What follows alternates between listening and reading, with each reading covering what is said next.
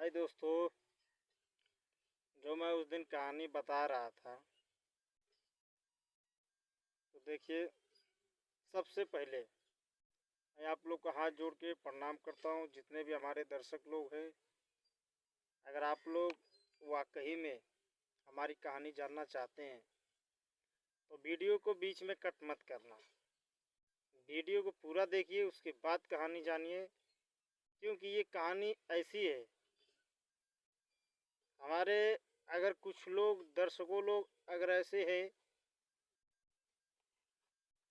अगर चाहें तो इस कहानी पे वो फिल्म भी बना सकते हैं।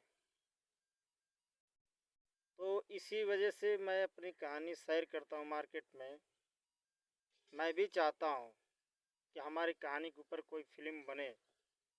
ये ऐसी ज़बरदस्त कहानी है। तो देखिए, जब मैं उन सब लड़कों को जब लेके गया था मैं बिहार, तो उन लोग का नाम क्या था? यही का नाम था कि आप कब तक हमारे पास रहेंगे।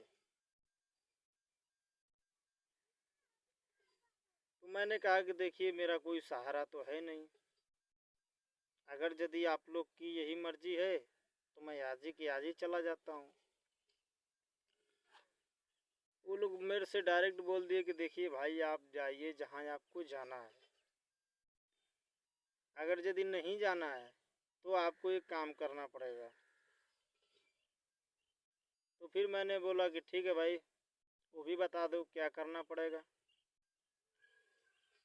तो वो हमसे बोले कि हमारी एक लड़की है, उससे आपको शादी कर कर यहीं रहना होगा।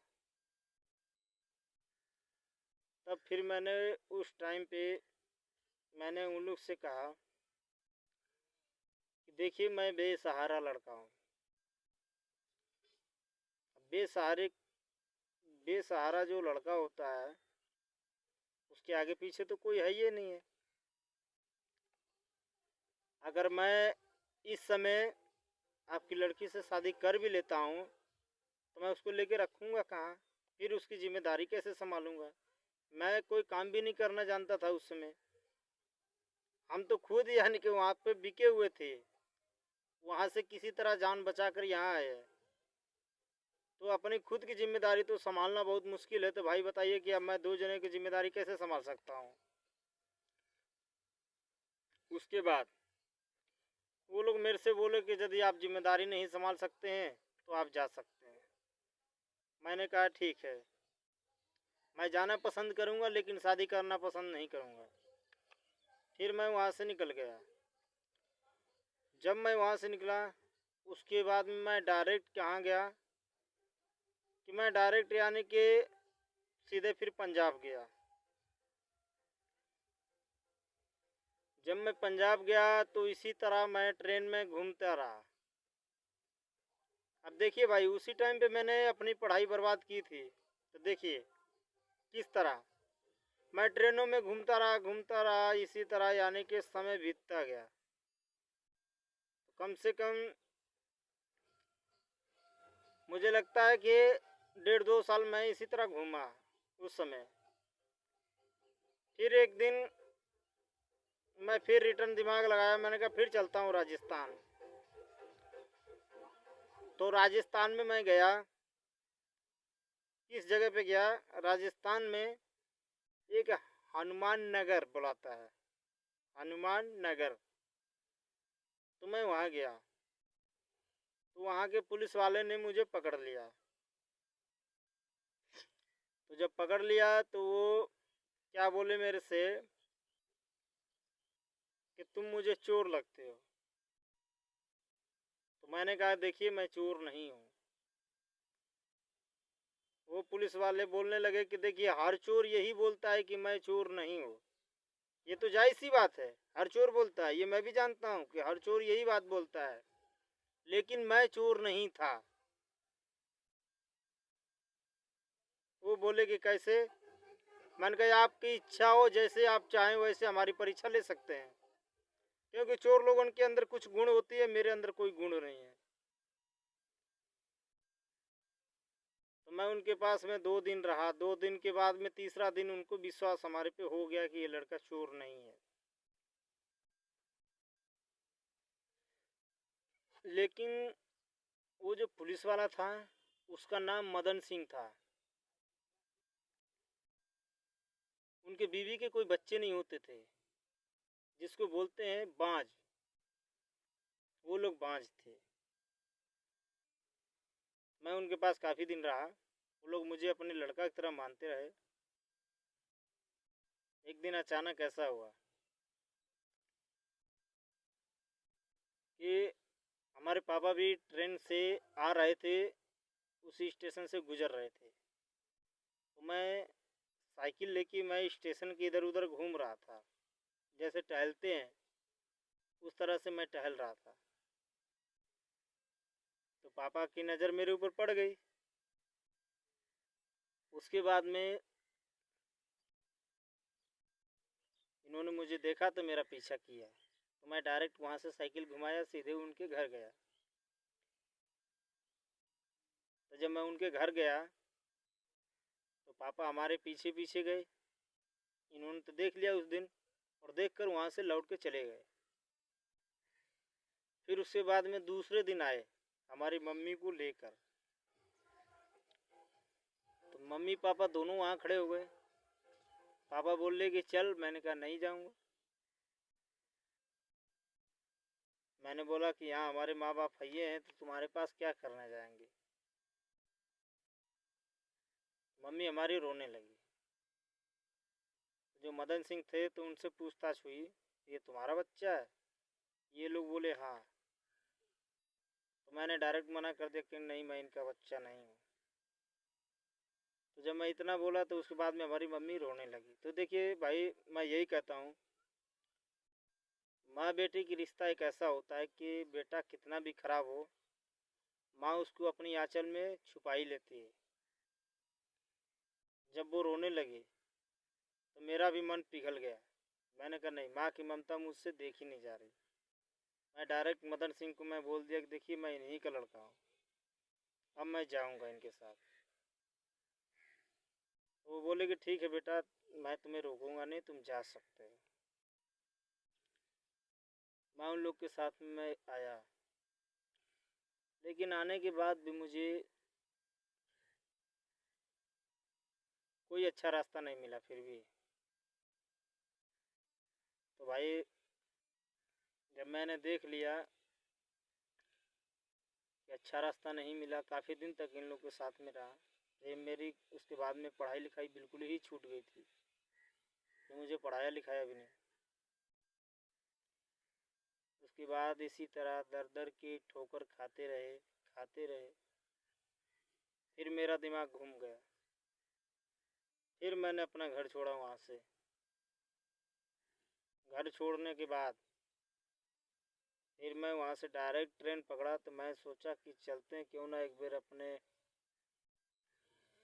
ननिहाल घूम के आते हैं। हमारा ननिहाल गाजीपुर ज़िले में है। तो मैं उधर से आने लगा ट्रेन पे। कानपुर आया। कानपुर आने के बाद में इलाहाबाद से पहले, मतलब कानपुर और इलाहाबाद के बीच में फतेहपुर पड़ता है। तो फतेहपुर में ट्रेन ने मुझे 3 बजे रात में वहाँ पे उतारा। तो वहाँ पे कुछ एक पुलिस वाला था, उसने वहाँ पर भी मुझे पकड़ लिया। बोलता है टिकट दिखाओ। मैंने कहा टिकट तो नहीं है। तो वो बोला मेरे से कि नहीं, कि तुम चोर लग रहे हो। यही बात यहाँ पर भी मेरे से पूछी गई। मैंने कहा मैं चोर नहीं हूँ। तो उसने कहा कि जब तुम चोर नहीं हो तो तुमने टिकट क्यों नहीं कटाया, बताओ। तुम्हारे पैर में चप्पल भी नहीं है, अच्छे कपड़े भी नहीं है। तो मैंने कहा देखिए, मैं काम धंधा करता ही नहीं हूँ, मैं घर से भागा हुआ हूँ। बोले अच्छा। तो मेरे जस्ट 2 मिनट के बाद में 2 लड़के और पकड़े गए। वो लड़के चोर थे। चोर वो लोग कैसे थे कि देखिए भाई, मैं बताता हूँ। वो जो लड़के थे मैं सन 2008 की बात कर रहा हूँ। वो सब लड़के के ये जो पंजा है, इन इन उंगलियों में उनके ब्लेड लगा हुआ था। यदि अगर वो लोग अगर पंजा आपके गाल पे ऐसे कर दें तो आपका पूरा गाल कट जाएगा। तो वो लोग जेब भी काटते थे। वो लड़के पकड़े गए तो पुलिस वाले ने उनको पकड़ा, पकड़ के बैठाया। बैठाने के बाद में काफ़ी धुलाई भी की उनकी, लेकिन मुझे एक थप्पड़ भी नहीं मारा। मैं उस पुलिस वाले को मैं बहुत धन्यवाद बोलता हूँ कि मुझे अच्छा रास्ता बताया। वो मेरे से बोले कि देखिए बेटा, इस समय तो रात हो गया है, आप एक काम करो, हमारे स्टेशन के पीछे एक मंदिर है बजरंगबली का, और उसी के जस्ट बगल में काली माँ का मंदिर है। बोले कि तुम जाके बेटा वहाँ सो जाओ, जब सुबह होगी कोई ट्रेन आएगा तो मैं तुमको गाजीपुर के लिए मैं बैठा दूंगा, निकल जाना। मैंने कहा ठीक है। तो मैं वहाँ से गया। मैं रात में तो जानता नहीं था कि कौन सा काली माँ का मंदिर है, कौन बजरंगबली का है। मैं गया, सो गया। तो भाई देखिए, मैं जाकर सो गया काली माँ के मंदिर में। उस मंदिर में मैं जब सोया तो एक 17 साल की लड़की, 17 साल की लड़की जो कि उसके तन पे एक भी कपड़े नहीं थे। भाई देखिए, मैं हकीकत कहानी बता रहा हूँ, कोई ऐसा नहीं है कि मैंने कोई टीवी में देखा हो या फिर कोई सीरियल देखा हो या फिर कोई मैंने सुना हो, ऐसा कुछ नहीं है। मैं अपनी खुद की बात बता रहा हूँ, जो मैं देखा हूँ अपनी आँख से, वो चीज़ मैं रियलिटी बता रहा हूँ। तो फिर उस लड़की की उम्र 17 साल थी, उसके तन पे कोई कपड़े नहीं थे, बाल एकदम चुड़ैल जैसा। तो मैं तो अपने नींद में सो रहा था।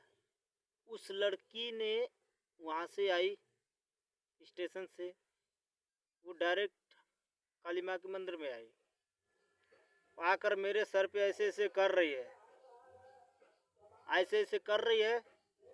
तो मैं तो नींद में था।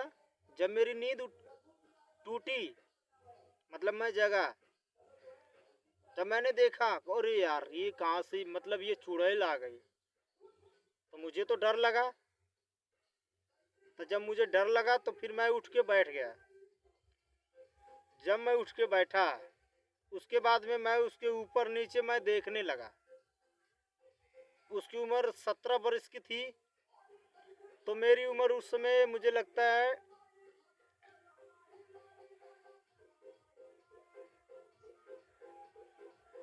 हमारी उम्र उस समय लग रहा है कि कम से कम हमारी उम्र भी मुझे लगता है कि ऐसे 17-18 साल थी। तो फिर मैंने क्या किया, जब मैंने देखा कि वो लड़की एकदम नंगी है, उसके तन पे कपड़ा नहीं है, तो मुझे डायरेक्ट लगा कि ये चुड़ैल है।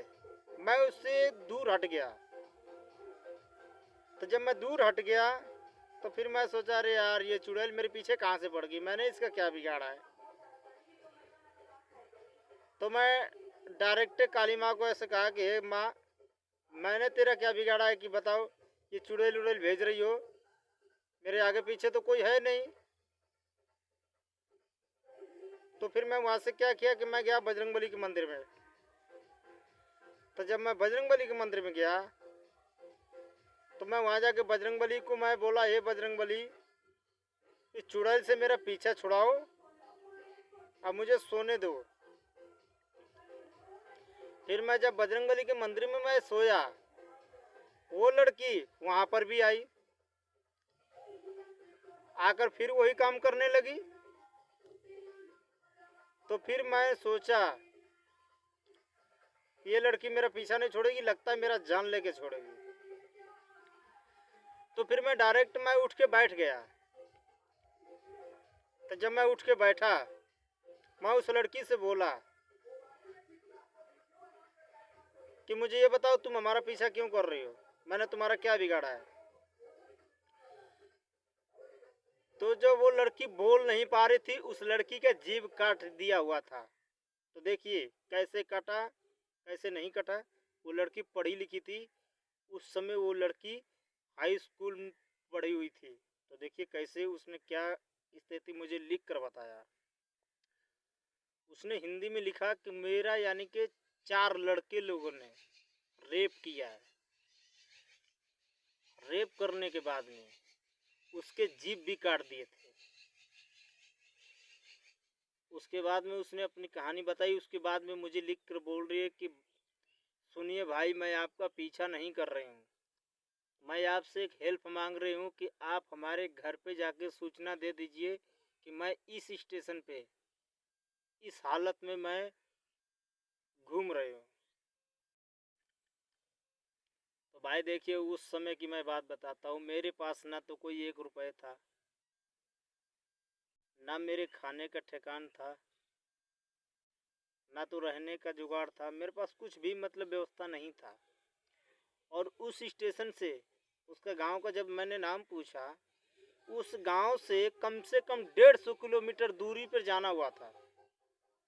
तो बताइए भाई, मैं बिना पैसा का कैसे 150 किलोमीटर मैं दूर जा सकता था, जो कि उस जगह पे ट्रेन नहीं जाती थी, खाली बस जाता था। तो फिर मैंने उस लड़की को लिख के मैंने बोला, मैं कहा देखियो बहन, मुझे माफ़ करिए, मैं इतना दूर नहीं जा सकता हूँ, आप किसी और से हेल्प मांग लीजिए। मैं खुद अपने यानी कि घर से भाग कर आया हुआ हूँ, मेरा कोई सहारा यहाँ नहीं है।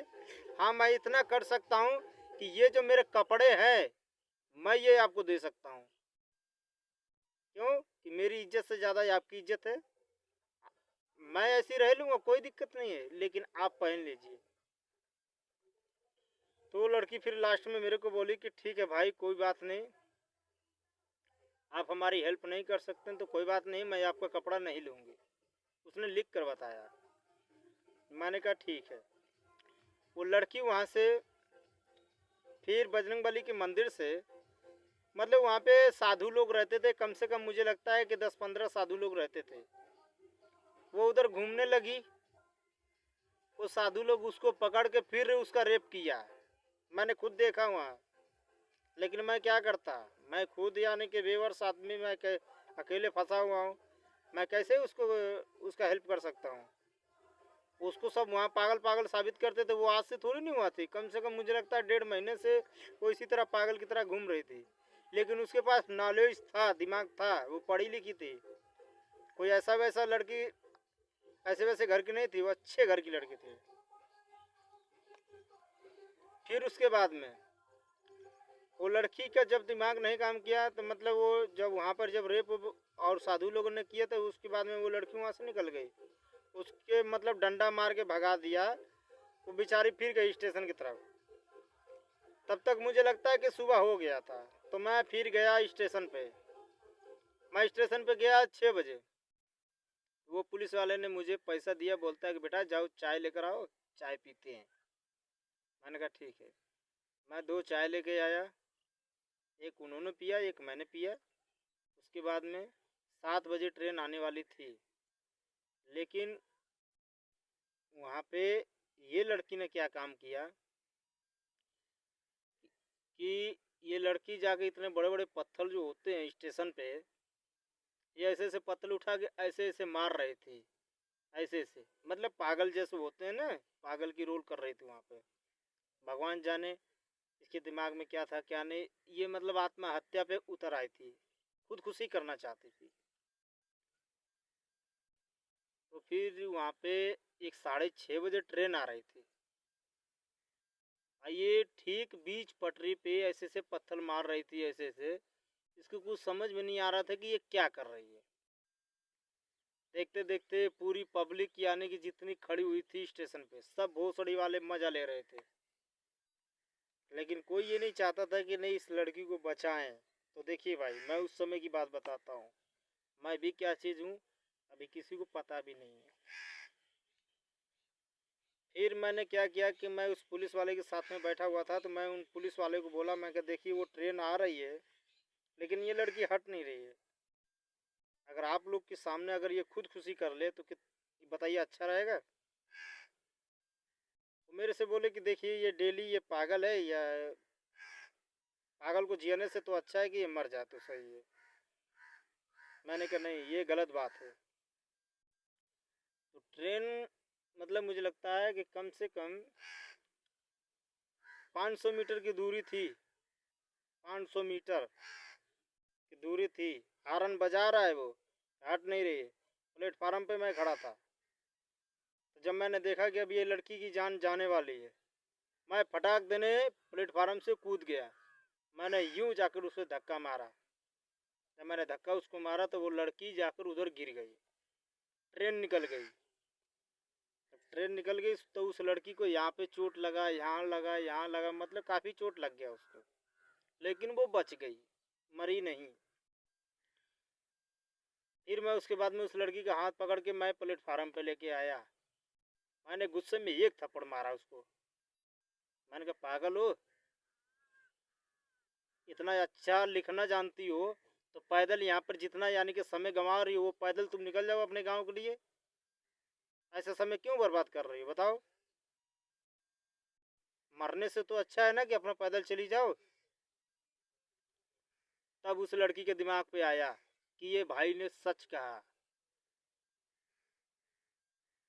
फिर वो लड़की वहां से निकली, सीधे वो जाने लगी, लेकिन मुझे धन्यवाद लिख कर गई हो।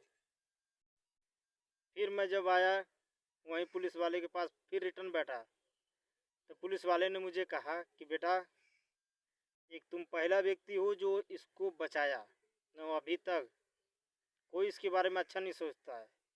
मतलब ये जिधर भी जाती है, पेशाब करती है, कुछ भी करती है, जो भी लड़का आता है मतलब बजा के चला जाता है। तो मैंने कहा बताइए कितना अच्छा करते हैं। मतलब आप भी पुलिस वाले हैं, बैठ के देखते हैं तमाशा, आपका क्या फ़र्ज बनता है? आपका फ़र्ज बनता है ना कि नहीं उसको हम रोकें, लेकिन आपको भी मज़ा है, आप बोलेंगे कैसे? तो भाई देखिए वो टाइम था, लेकिन वो बेचारी भगवान जाने आज की डेट में वो कैसी होगी। मैं ये वीडियो इसीलिए बनाता हूँ कि अगर वो शायद लड़की अगर अच्छी हो, सही सलामत हो, अगर हमारा वीडियो वो देखे, देखकर अगर कमेंट में कुछ लिखती है, तब मैं ये समझूंगा कि मुझे उस लड़की ने पहचाना, वरना मैं ये जानूंगा कहाँ कोई जानने वाला है। और हो सकता है कि शायद अगर भूल गई हो तो उसके घर वाले तो जानेंगे। जो ये मैं कांड बता रहा हूँ, ये कांड 2008 में का है, फतेहपुर स्टेशन का। तो फिर उसके बाद में दोस्तों मैं 7 बजे की ट्रेन पकड़ के मैं निकल गया। नमस्कार दोस्तों, मैं राजू दीवाना राज, आप लोग मुझे जानते हैं। नमस्कार। अगर मेरा वीडियो अच्छा लगे उसको लाइक सब्सक्राइब करना ना भूलें, और अपने दोस्तों को शेयर कीजिए, जो कि ये हमारा वीडियो बहुत दूर तक जाए। इस कहानी में बताइए कि क्या गलत है क्या सही है। मैं कहानी कभी गलत तो नहीं बोलता हूँ, लेकिन सच बोलता हूँ। ये तो अब आपके ऊपर डिमांड करता है, गलत है या सही है, इस चीज़ को हमें कमेंट में बताइए।